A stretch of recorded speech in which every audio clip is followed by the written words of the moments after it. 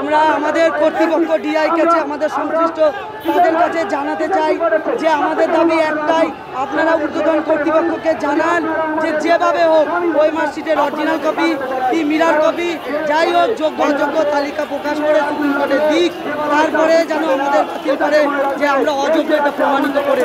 যতক্ষণ না আমাদের অযোগ্য প্রমাণিত হতে পারছে কি হিসেবে বলতে পারে যে আপনাদের চাকরি বাতিল, আগে প্রমাণ করুন যে আমরা অযোগ্য, এটা প্রমাণ করুন। এখনো দেখা হয়নি, ওনার সাথে দেখা করে জানাই আমরা। তারপরে দেবাশিস সরকার, আপনারা দেখেছেন আমরা এখানে ডিআই অফিস আজকে ঘেরাও করতে এসেছি ন্যায্য দাবির অধিকারে। আজকে এই পুলিশ অফিসার এইখানে নিচে ফেলে বুটে করে কিভাবে মেরেছে আমাকে দেখুন, এইখানটা ফুলিয়ে ফেলেছে। কি অপরাধ ছিল আমাদের?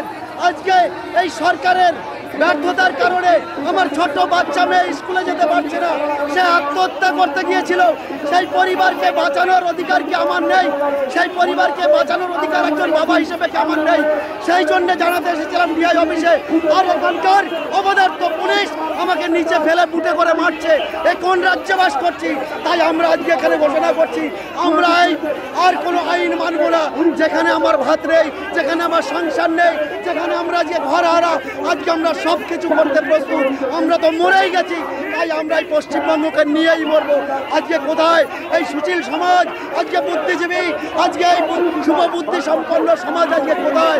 তারা আজকে আমাদের জন্য নামেনি কেন?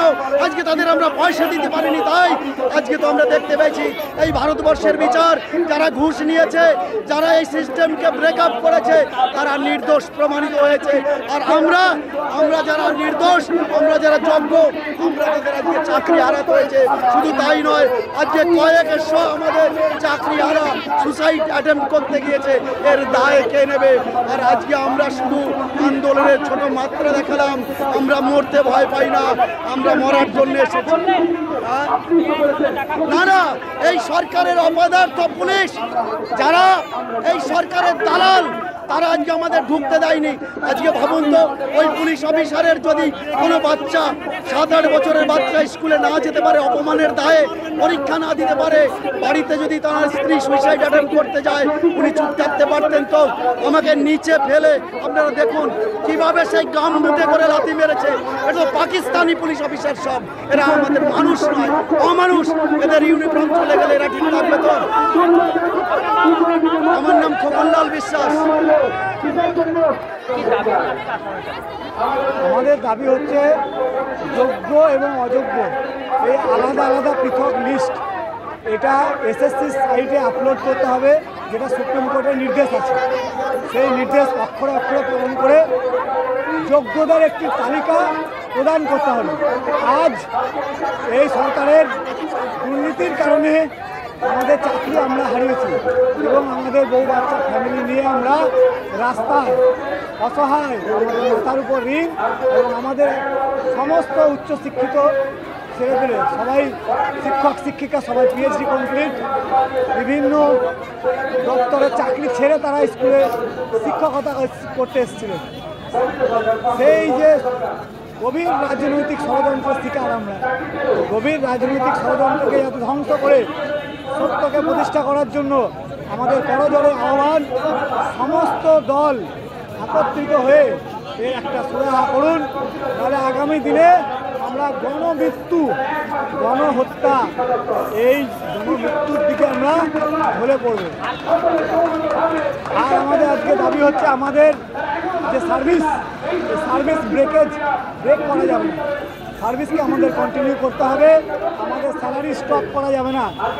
এই যে স্যালারি স্টপ করার নির্দেশ, এই যে আমাদের সার্ভিস ব্রেক করার নির্দেশ, আমরা তো একবার পাস করে পরীক্ষা দিয়ে এসেছি, আমরা কেন বারবার পরীক্ষা দিয়ে পাস করব? অযোগ্য ছেলের জন্য এই ডিআই অফিস, এই অফিসাররা অযোগ্য ছেলেদের দিনের পর দিন নিজের ঘরের ছেলে মনে করে বাড়ির কাছে চাকরি দিয়ে অ্যাপ্রুভাল দিয়েছে, মাইনে দিয়েছে। আর তার জন্য আমাদের মতো যোগ্য ছেলেরা আজকে রাস্তায় এই অন্যায়ের প্রতিবাদ চলছে। এবং আজকে জেলায় জেলায় হচ্ছে, এরপর কলকাতার রাজপথে হবে এবং সেই অন্যায়ের প্রতিবাদে যদি আমাদের প্রাণ দিতে হয় আমরা প্রাণ দান করতে প্রস্তুত। এই দাবি মানা না হলে আমরা আরও বৃহত্তর আন্দোলনে যাব এবং সেই আন্দোলন হবে ধ্বংসাত্মক আন্দোলন।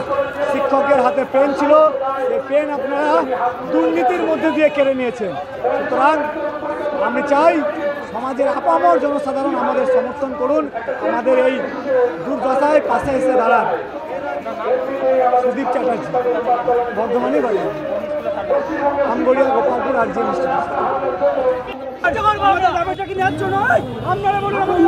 আজকে আমাদের বিরুদ্ধে যদি একটা অ্যালিগেশন দেখাতে পারে আমরা নিজেরা রিজাইন দেব, আমরা কোনো অন্যায় না করে আজকে আমাদের মেরে দিচ্ছে। কোনো রকম সহযোগিতা করেনি, সুপ্রিম কোর্টে পর্যন্ত সহযোগিতা করেনি।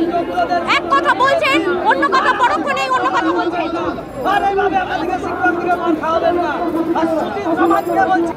অনেক বলে ফেলেছি, আর বলতে পারছি না। আমাদের দাবি একটাই দাবি, আমাদের যে মিরর ইমেজ সরকারের কাছে আছে যেটা সরকার দিচ্ছে না, যোগ্য অযোগ্য সরকার গুলিয়ে ফেলছে প্রতিটা বার। প্রথম থেকেই ওরা অযোগ্যদের কি করবে আমরা দেখতে যাবো না। ওদের স্কুলে রাখুক না রাখুক, কোথায় ওদের ভর্তি করবে, কোথায় রাখবে, আমরা কিচ্ছু বলতে যাব না। আমরা চাই আমাদের লিস্ট টানিয়ে দিক, এসএসসি সাইডে, ইংলিশ নিউজ পেপারে, বাংলা মিডিয়ায়, সমস্ত জায়গায় আমাদের লিস্ট দিয়ে দিক। এই এত যোগ্য, এত অযোগ্য, ব্যাস।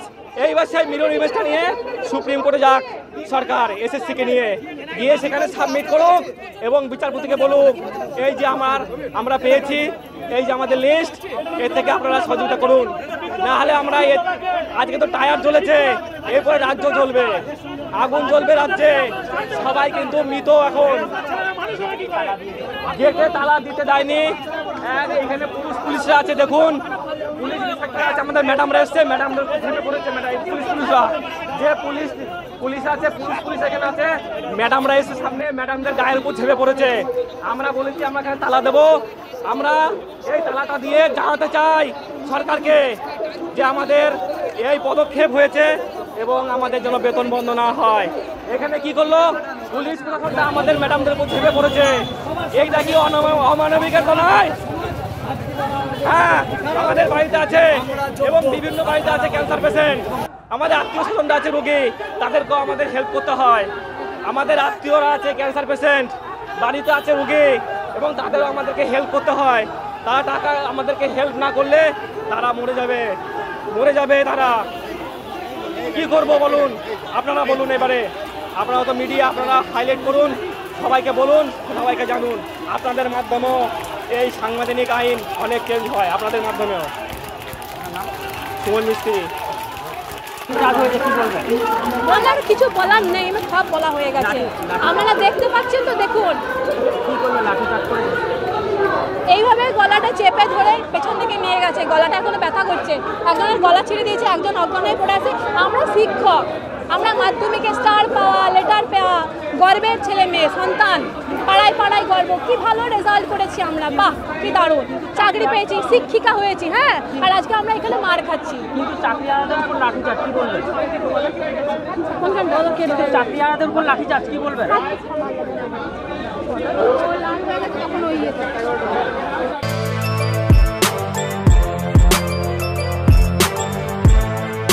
এখন অনেক বড় শ্রী লেদার্স, হাওড়া ময়দান।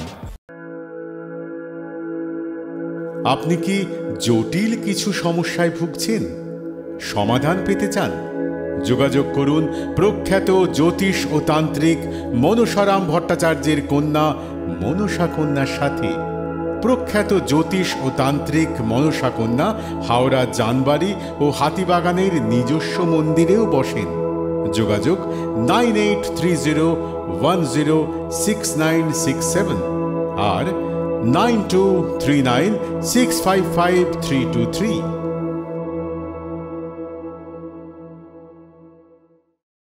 কলার তুলে নয়, বুক চিতিয়ে চলা।